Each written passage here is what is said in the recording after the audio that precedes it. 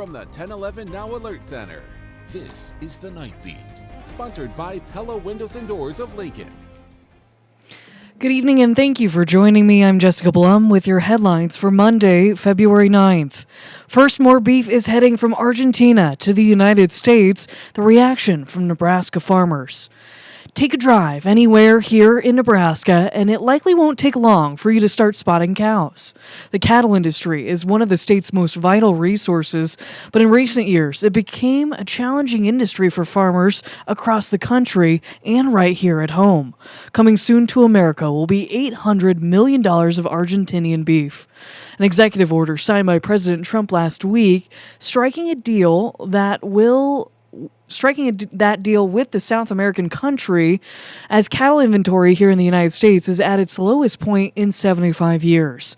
According to the Nebraska Farm Bureau's most recent cattle inventory report, cattle herds in the state are down 20% since its most recent peak in 2019, marking the fewest number of beef cows Nebraska has seen since 1960. Numbers are down across the country, too. During that same time period, inventory is down 13%, increasing beef prices nearly $3 a pound. That reality is inspiring a deal by the Trump administration to import 80,000 more tons of beef from Argentina to the U.S. in an attempt to lower prices. But officials with the state's Farm Bureau say lower prices may not be in everyone's best interest. The concern is that we start bringing in more product from outside of our borders. That's going to be competitive to those that have been here in Nebraska, growing beef for a long time, growing cattle for a long time, and they've been struggling to finally make a profit. And then, we just bring in too much from someplace else, and that lowers their competitive advantage, and then, that takes money out of their pockets. The Bureau's president says one important detail of this deal is that the beef coming in from Argentina is leaner trimmings used for meals like hamburgers, while Nebraska's cattle industry largely farms corn and grass-fed cows used for steaks. Tonight, we are continuing our Lexington coverage, a town where Tyson Foods employed a third of the population, now leaving more than 3,000 people searching for new jobs once it closed. Since then, nonprofits and local organizations are joining forces to help former Tyson workers receive immediate temporary aid in hopes they will stay in town. Right across the street from Lexington's largest employer, more than 3,200 Tyson workers apply for unemployment. The Nebraska Department of Labor says they had to call in reinforcements to handle the workload. In the meantime, the Lexington Community Foundation are partnering with other nonprofits and local agencies. The atmosphere Monday, Tuesday was like you would see of a Black Friday event at a retail or anywhere else where there was a line outside the door. We had started just getting an outpouring of communication of support. So far, the foundation received more than $450,000 to help with food, healthcare, rent, and utilities. Coming up tonight at 10, we dive deeper into the outpour of support and why the process has been taking so long. Now to an update this evening. 2 dogs and a cat were killed in a house fire near Roca on Saturday. LFR was called to a home near South 14th Street and Saltillo Road just before 11 o'clock that night. The owner came home and found the blaze. Firefighters say the home is a total loss with more than $75,000 in damage and was likely caused by an overloaded extension cord. Last night's Super Bowl saw millions of people across the country place bets on a number of aspects surrounding the big game. While online sports gambling remains illegal in Nebraska, some in the far east corner of the state find creative ways around the problem. In North Omaha, when you cross the Mormon Bridge on I-680 into Iowa, you'll see many cars stopped along the side of the road. They're all there to place sports bets. You see, GPS software tracks where someone is making a sports bet on their phone. While Nebraska doesn't allow online sports betting, Iowa does, turning the shoulder into a sports book. Our sister station in Omaha managed to speak to some of those people that made the stop yesterday. Why are you here? To bet on my sports apps that I have on my iPad, because I can only bet on it in Iowa. I can't bet on them in Nebraska. What's the busiest you've seen this exit?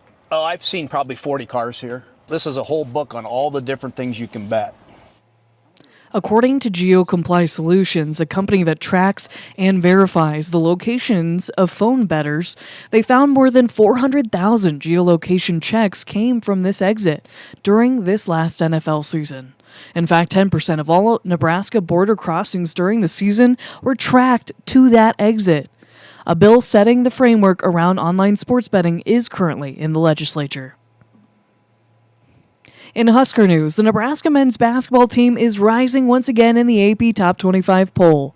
The Nebraska Huskers are back up to the 7th spot after a win on the road against Rutgers on Saturday.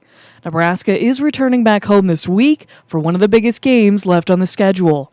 The 13th-ranked Purdue Boilermakers make the trip to Lincoln tomorrow night. Head coach Fred Hoiberg remembered last year's disastrous game in which Nebraska lost by almost 40. You know, they absolutely handed it to us last year, embarrassed us on their home court, and we're going to have to be on point. This team plays hard. They're on the floor. They play together, and we can't give them anything easy. They're so disciplined in their approach on both ends of the floor.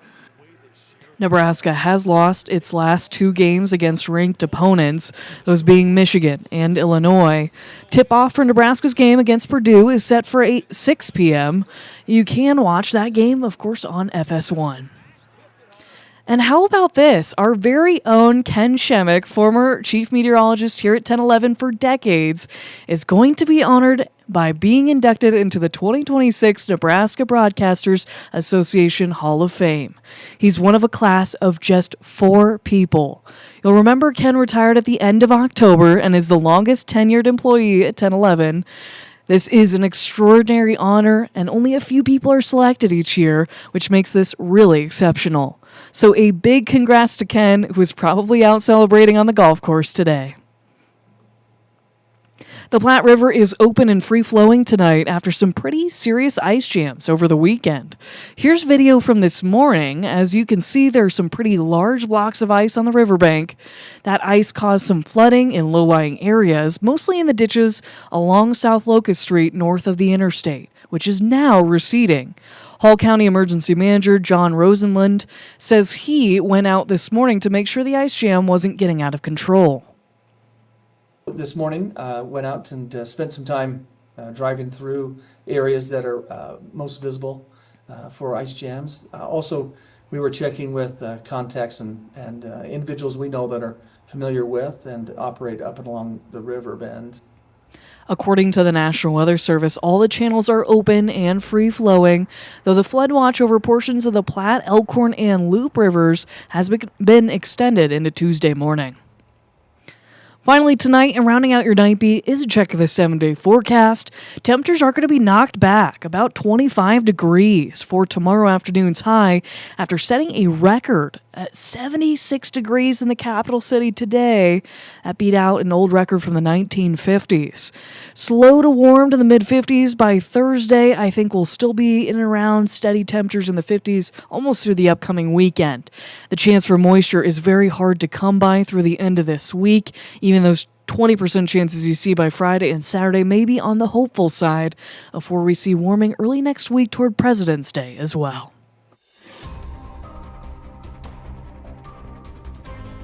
You've been listening to The Night Beat, sponsored by Pella Windows and Doors of Lincoln. Watch, listen, and stream on the 1011 app on YouTube or wherever you get your podcasts.